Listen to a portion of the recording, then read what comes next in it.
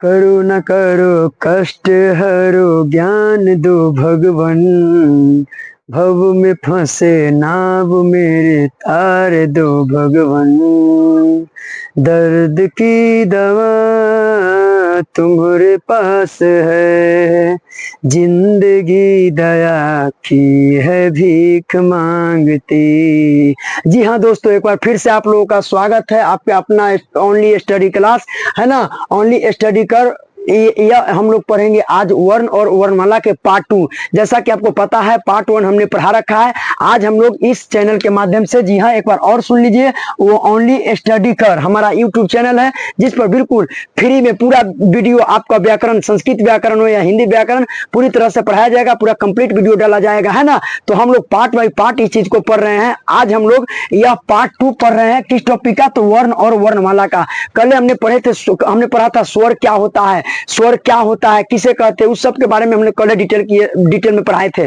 तो सबसे पहले कल आपको जाना है और वीडियो पहले पार्ट 1 देखना है और पुनः पार्ट 2 देखना है, तब आपको पूरी तरह से समझ में आ जाएगा है ना। तो आप पहले पार्ट 1 देखेंगे, पुनः आप पार्ट 2 देखिएगा ताकि आप अच्छा अंक आ सके। आपका एक अंक लाने के लिए आपको सब वीडियो देखना होगा, तब आपको जाकर एक अंक आता है। क्योंकि आप टॉपर बनना चाहते हैं ना, तो एक भी नंबर नहीं कटना चाहिए। यहाँ पर देखिए हम लोग क्या पढ़ेंगे, स्वर क्या भेद, स्वर क्या, ये सब चीज आप जानते हैं, सब चीज आप पढ़ रखे हैं पहले से है ना। लेकिन फिर भी हमारे एग्जाम में जब पूछा जाता है तो हम लोग वहां पर फंस जाते हैं है ना। छोटा वीडियो बना रहे हैं ताकि आपको जो है वहां पर दिक्कत ना हो। 5 मिनट 10 मिनट आपको सुनना है। देखो ना यहाँ कितना अच्छा से। तो स्वर के 3 भेद है। कितने? 3 भेद है। पहला है ह्रस्व स्वर, दूसरा है दीर्घ स्वर, तीसरा है प्लुत स्वर। एक बात याद रखना, हम ह्रस्व स्वर लिखे हैं लेकिन यहाँ पर ह्रस्व स्वर एक मात्रिक स्वर को ही ह्रस्व स्वर कहते हैं। यानी दे देगा एग्जाम में ह्रस्व स्वर की जगह एक मात्रिक स्वर दे देगा है ना। तो याद रखिएगा, एक मात्रिक स्वर यानी ह्रस्व स्वर को किस किस नाम से जाना जाता है?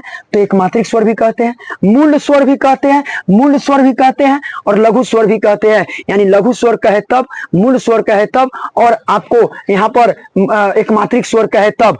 तीनों इसी स्वर का नाम है जिसका नाम है ह्रस्व स्वर है ना। याद करके जाना है, आपसे एग्जाम में यही पूछा जाएगा। ये तो सब जानता है, तुम वो पढ़ो ना जो नहीं जानता है। अब देखो यहाँ पर है दूसरा दीर्घ स्वर। दीर्घ स्वर को याद रखना, दीर्घ स्वर को द्विमात्रिक स्वर के नाम से जाना जाता है। किस स्वर के नाम से जाना जाता है बताओ? द्विमात्रिक स्वर के नाम से। उसी प्रकार यहाँ पर दूसरा है गुरु स्वर। कौन स्वर? गुरु स्वर। यानी कि दीर्घ स्वर को द्विमात्रिक स्वर भी कहा जाता है और गुरु स्वर के भी नाम से जाना जाता है। इन दोनों चुपके से नोट कर लेना है ना। ये तो सब जानता है, तुम इसके लिए पढ़ने आए हो, इसको समझो। यहाँ पर द्विमात्रिक स्वर गुरु स्वर दे देगा, गुरु स्वर के फंसना नहीं। आपको गलत नहीं करना है, आपको सही करके आना है ना। तो यहाँ पर हो गया दीर्घ स्वर को किस किस नाम से? द्विमात्रिक स्वर गुरु स्वर के नाम से जाना जाता है। और एक प्लुत स्वर। प्लुत स्वर को किसी को बुलाने या पुकारने में प्रयोग किया जाता है। आइए ना, इस सभी को हम परिभाषा लिख चुके हैं। इस सभी को क्यों परिभाषा लिखे? ताकि वीडियो छोटा बन सके और आपको हेल्पफुल हो सके, इसीलिए हमने छोटा बनाया है। क्योंकि 1 घंटा के वीडियो में आप उब जाएंगे, इसीलिए हमने पार्ट बाई पार्ट बना रखा है। पूरा प्ले लिस्ट मिल जाएगा, एक एक कर के 10 मिनट 15 मिनट का वीडियो आपको मिल जाएगा। यहाँ पर देखो ह्रस्व स्वर क्या है, तो जिन वर्णों के उच्चारण में है ना, जिन वर्णों के उच्चारण में सबसे कम समय लगता है उसे हम बोलते हैं, इस वर्ण के जगह ध्वनि भी दे देगा। तो जिन वर्णों के उच्चारण में या जिन ध्वनि के उच्चारण में सबसे कम समय लगता है उसे हम कहते हैं ह्रस्व स्वर। याद रखिएगा। और ह्रस्व स्वर की संख्या 4 होती है। यही आपसे पूछा जाएगा कि ह्रस्व स्वर की संख्या कितनी है? 3 4 5। यही छोटा छोटा कॉमन बात पूछ लिया जाता है, हम लोग गलत करके चले आते हैं। क्योंकि पढ़े तो सब है लेकिन ये चीज याद नहीं रख पाते हैं। याद रख कर जाना आपको है ना। तो ह्रस्व स्वर की संख्या 4 कौन कौन? यहाँ पर है अ, यहाँ पर हर्षी, हर्षु और री, ये 4 है। ह्रस्व स्वर दे देगा। बताइए, इस तरीका से लिख देगा, हर्षु लिख देगा, कहेगा कौन स्वर का उदाहरण है? ह्रस्व स्वर, दीर्घ स्वर, प्लुत स्वर। तो याद रखिएगा चारों का चारों आपका ह्रस्व स्वर के अंतर्गत है। तो बताइए ह्रस्व स्वर की संख्या कितनी हो गई? 4। उसके बाद देखो यहाँ पर है दीर्घ स्वर। कौन स्वर? दीर्घ स्वर। तो जिन वर्णों के उच्चारण में या जिन ध्वनियों के उच्चारण में ह्रस्व स्वर का दुगुना समय लगता हो,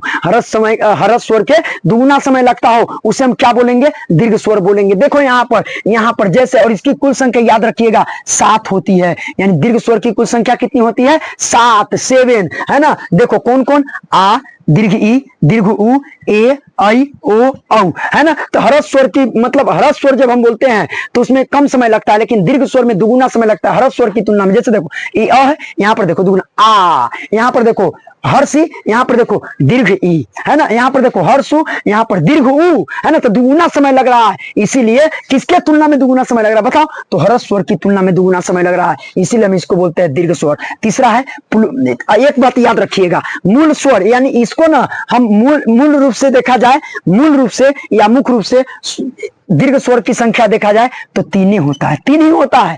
मूल रूप से या मुख्य रूप से स्वरों की संख्या तीन ही होता है, लेकिन आपसे पूछेगा एग्जाम में मूल रूप से या मुख्य रूप से, तब तीन लगाइएगा, और सीधा आपसे पूछ देगा कि बताइए दीर्घ स्वर की संख्या, तो 7 लगाना है। क्या लगाना है? 7 लगाना है। उसके बाद देखो यहाँ पर प्लुत स्वर, तो जिन वर्णों के उच्चारण में, जिन वर्णों के उच्चारण में हरस स्वर का तिगुना समय लगता है उसे हम बोलते हैं प्लुत स्वर। और प्लुत स्वर का प्रयोग यहाँ पर हम बता दिए, प्लुत स्वर का प्रयोग किसी को बुलाने या पुकारने में किया जाता है। याद रखिएगा, जब किसी को बुलाना हो या पुकारना हो तो उसमें हम प्लुत स्वर का प्रयोग करेंगे, है ना। और इसके जैसे मान लो हम कहे ओम, देखो ना ओम, अब ओम तिगुना समय था ओम, है ना, तिगुना समय लग रहा है, तो इसीलिए हम इसको दीर्घ स्वर भले सॉरी प्लुत स्वर के अंतर्गत इसको रखेंगे। याद रखना है, नोट कर लेना है, कॉपी में अपना नोट्स तैयार करना है, देखना नहीं है सिर्फ सुन लिए हो गया, अरे तो सुनना है, आप क्लास एक बार कर लो, उसके बाद जाओ ना, कहीं भी जाओ सुनते जाओ ना, याद हो जाएगा। एग्जाम हॉल में जाना है, आप उससे पहले 5 मिनट पहले, 10 मिनट पहले, आधा घंटा 1 घंटा पहले रात को देख कर जाइए ना। यहां से देखो, और देखो यहाँ पर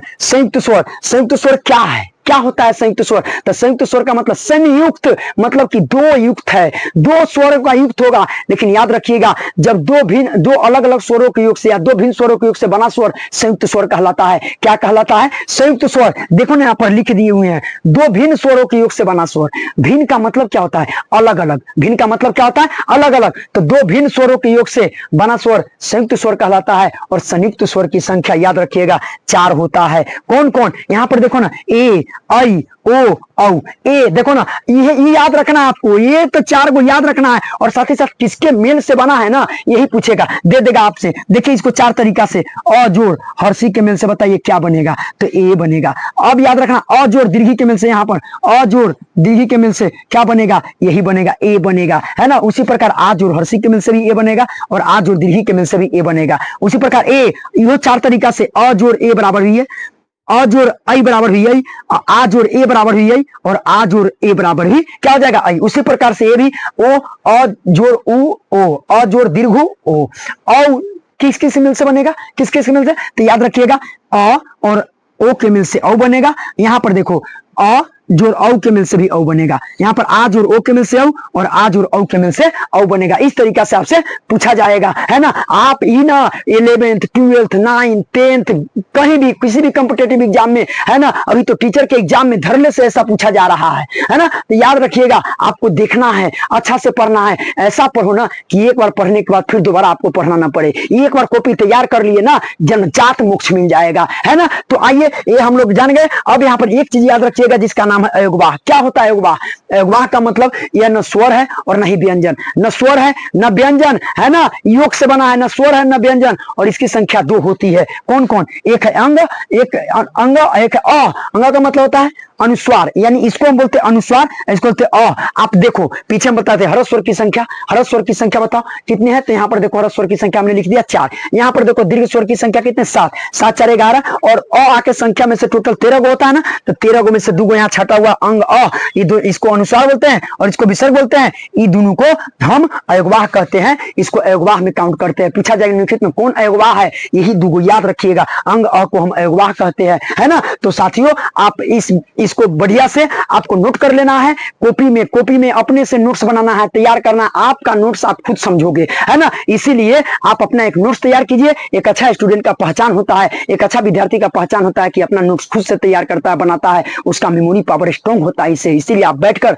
उसको बनाने का प्रयास कीजिएगा, लिखने का प्रयास कीजिएगा, है ना। ये पार्ट 2 है। इस तरीका से 4-5 पार्ट में ना पूरा वर्णमाला हमने उच्चारण स्थान 2 पार्ट में कंप्लीट करा दी। वहां से जाकर देख लो, 3-4 नंबर पूछा जाएगा। जाएगा, है ना। उसको देखने के बाद इसका भी प्लेलिस्ट बन रहा है, एक वीडियो हमने डाल दिया है, दूसरा पार्ट 2 है। इस तरीका से 2 पार्ट और 3 पार्ट बनाएंगे, पूरा नस्ते नाबूद कर देंगे, है ना। और आपको समझ में आ जाएगा, कोई दिक्कत नहीं होने वाला है, क्योंकि इसका नाम है ओनली स्टडी कर। केवल स्टडी करने के लिए है, आपके अध्ययन करने के लिए ही ये चैनल बनाया गया है। तो जाइए आज ही लाइक कीजिए, सब्सक्राइब कीजिए और अपने साथी के साथ ना शेयर कर दीजिए, ताकि मेरा भी हौसला बुलंद होता रहे, मैं भी आपके लिए अच्छा अच्छा वीडियो बनाता रहूं और एक प्रक्रिया हमेशा जारी रहे, है ना। आपका एक लाइक, एक सब्सक्राइब हमारे लिए बहुत है, उत्साह बढ़ाता है। तो इस तरीका से आपको जाना है, इसको रोक कर देख लेना है, लिख लेना है। पुनः हम तीसरी वीडियो लेकर आएंगे, पार्ट 3, इसके बाद का वीडियो अपलोड करेंगे। अभी आप इसको देखिए, तब तक के लिए जय हिंद।